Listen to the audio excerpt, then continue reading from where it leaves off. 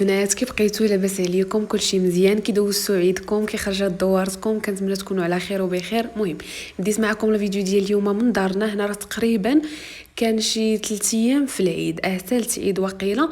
المهم حنا هاد السيمانه كامله ديال العيد الكبير دوزناها في دارنا. كما قلت لكم انا كنعيد في دارنا ودوزنا معهم سيمانه تقريبا كامله. المهم هنا شاركت معكم غير شي لقطات جمعت الدار، سيقتها عطرتها. راكم عارفين ماشي بحال فاش كتكوني في دارك كتاخدي راحتك، واخا دارنا ما يمكنليش نحط رينغليس ونبقى كنسيق ونبقى كنجمع. المهم راكم فهمتوني، كانت غير شي لقطات. شاركت معكم الغدا وهنا كنوجد حويجاتي باش ندخل ندوش، باش غادي نخرج في العشيه هكا نبدل الجو. المهم هنا وجدت بيجامتي وداكشي اللي غادي نحتاج من مورا الدوش وغادي ندخل ندوش. ودابا البنات جيت باش نصايب ماكياج باش نخرج نبدل الجو واحد شويه. المهم ما تديوش على حجباني، راني مخلياهم كيكبروا. المهم دابا غادي نصايب ماكياج، ما غنشاركش معكم الطريقه، غنخليها هكا لا فيديو دوز بالزربه بالموسيقى. نصايب ماكياج ونرجع معاكم.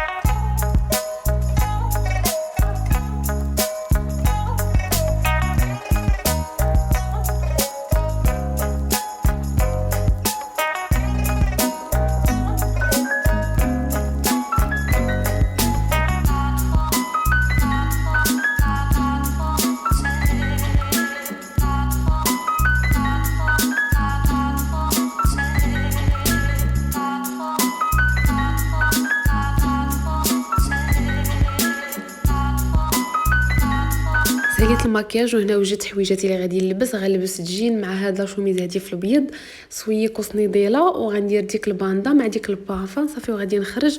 وهنا غنشارك معكم كيفاش جيت. المهم راه هنا ما عنديش مرايه واقفه باش نوريكم اللبسه كامله.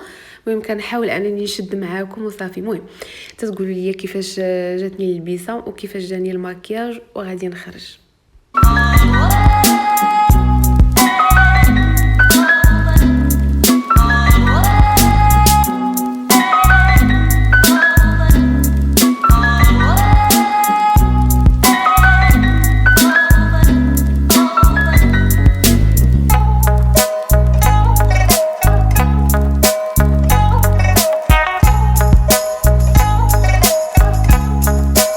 البنات جينا لهذا الكافي هذه مهم بزاف ديال البنات كيقولوا لي شاركي معنا البلايص اللي كتمشي لهم والسميات، حيت واقيلا كاينين شي بنات ماشي من مكناس كيبغيو يخرجوا.